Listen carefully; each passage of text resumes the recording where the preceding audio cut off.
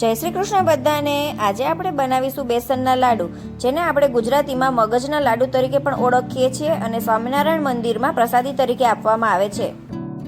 અત્યારે મેં અહીંયા એક જાડા તળિયાવાળું લોયું લીધું છે, જેમાં હું 1 વાટકી ઘી લઉં છું। આ માપ પ્રમાણે લાડુ બનાવવા માટે આપણે 1/2 વાટકી ઘીની જરૂર પડશે, પરંતુ અત્યારે શરૂઆતમાં મેં 1 વાટકી ઘી લીધું છે। ઘી ઓગળે પછી તે જ વાટકીના માપથી આપણે 4 વાટકી કાઠોળી ચણાનો લોટ લઈશું। અહીંયા મેં ચણાનો લોટ થોડો કકરો હોય તેવો લીધો છે। એકદમ કણીદાર બેસનના લાડુ બને તેની માટે કકરો લોટ લેવો જરૂરી છે। ગેસની ફ્લેમ એકદમ ધીમી રાખવાની છે અને લોટને બરાબર ઘીની સાથે મિક્સ કરવાનો છે। અત્યારે ઘી થોડું ઓછું લાગશે, પરંતુ જેમ જેમ ગરમ થશે અને શેકાતું જશે તેમ તેમ લચકો થતો જશે।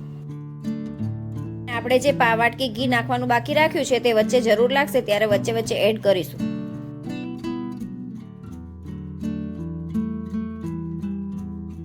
લોટને લાઇટ બ્રાઉન કલર થાય ત્યાં સુધી શેકવાનો છે। આ રીતે 5 થી 6 મિનિટ શેક્યા બાદ એમાં હું 2 થી 3 ટેબલસ્પૂન જરૂર પ્રમાણે ઘી એડ કરીશ।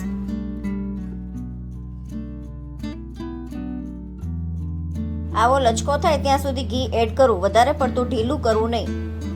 થોડો કલર ચેન્જ થવા માંડે પછી આપણે તેમાં 2 થી 3 ટેબલસ્પૂન દૂધ સ્પ્રિંકલ કરવાનું છે।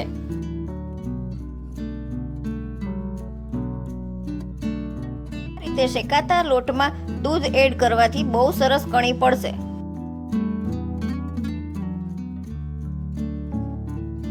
પરંતુ એક ખાસ ધ્યાન રાખવું, જ્યારે દૂધ એડ કરશો પછી લોટ નીચે ચોંટવા માંડશે, તેથી હલાવતી વખતે ખાસ ખ્યાલ રાખવો અને ગેસની ફ્લેમ એકદમ ધીમી રાખવી।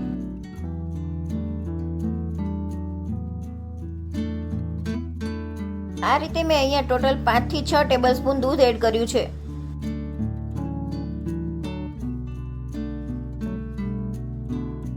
જોઈ શકાય છે કે તેનાથી લોટ સરસ ફૂલી પણ ગયો છે અને કણી પણ બહુ સરસ પડી ગઈ છે।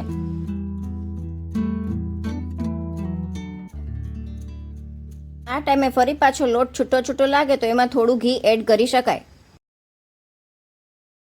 જેથી કરીને ફરી પાછો લચકો થઈ જાય અને આ લોટને આપણે લાઇટ બ્રાઉન કલર આવે ત્યાં સુધી શેકવાનો છે।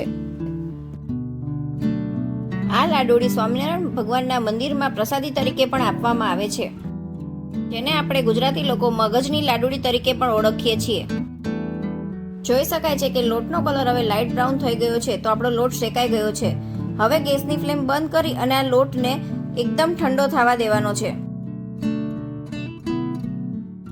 લોટ ઠંડો થાય પછી જે વાટકીના માપથી આપણે 4 વાટકી લોટ અને 1/2 વાટકી ઘી લીધું હતું તે જ વાટકીના માપથી આપણે 2 વાટકી બુરું ખાંડ એડ કરવાની છે। લોટ જરા પણ ગરમ હોય ત્યારે ખાંડ એડ કરવી નહીં, નહીતર ખાંડનું પાણી થશે। આ રીતે ખાંડને લોટમાં હાથથી જ બરાબર મિક્સ કરી અને નાની નાની લાડુળી વાળી લેવી। આ રીતે જો બધી ટીપને ફોલો કરી અને મગજની લાડુળી બનાવશો તો બહુ સરસ બનશે। જો તમને રેસીપી ગમી હોય તો વિડીયોને લાઇક તેમજ શેર કરજો, તેમજ મારી ચેનલને સબસ્ક્રાઇબ કરજો।